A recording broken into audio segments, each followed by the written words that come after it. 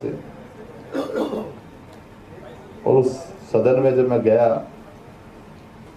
तो मेरे पहले वक्तव्य में सबसे ज़्यादा तालियां भी बजी, वो टेबल भी बजाई गई, क्योंकि जिसके पिता विधायक थे और बेटा मंत्री बनकर सदन में गया हो तो बड़ी बात थी। क्योंकि आज के इतिहास में मुझे नहीं लगता कि उस सदन में आज तक किसी का बाप अगर विधायक या प्रोग्रेसिव रूप में देखें तो आगे बढ़कर यानी उसको बड़ा दायित्व मिला हो तो मैं पहला व्यक्ति हूँ सदन के अंदर।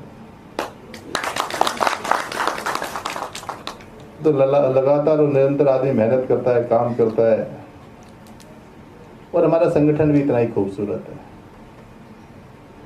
दीनदयाल जी के विचारों से, और दीनदयाल जी को भी जो विचार आते हैं कहीं ना कहीं बाबा साहब से ही आते हैं। मैं देश के यशस्वी प्रधानमंत्री को देखता हूँ, जब उनकी कार्यशैली और पद्धति को देखता हूँ तो कंप्लीटली किसी व्यक्ति को फॉलो किया है तो वो बाबा साहब को फॉलो किया है उन्होंने।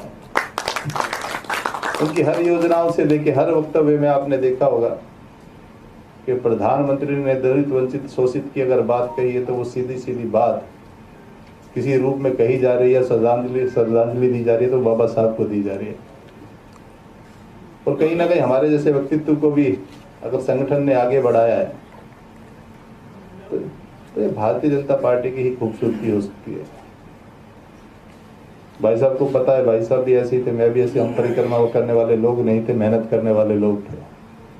भाई साहब ने भी हमेशा काम किया, हमने भी हमेशा काम किया, और संगठन उस बात को देखता भी है। ऐसे ही ड्राफ्ट के रूप में आप सब यहाँ इकट्ठा हुए हैं। समय की थोड़ी सी बात है, नहीं तो बात तो बहुत सारी करना चाहता था,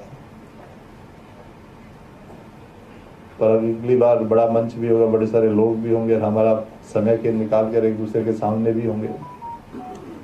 बाबा साहब की जयंती आपने खूब धूमधाम से बनाई होगी, और इस बार के इतिहास में दिल्ली के अंदर मेरे मंत्री बनने के बाद आज बहुत सारे शिक्षक मेरे पास आए।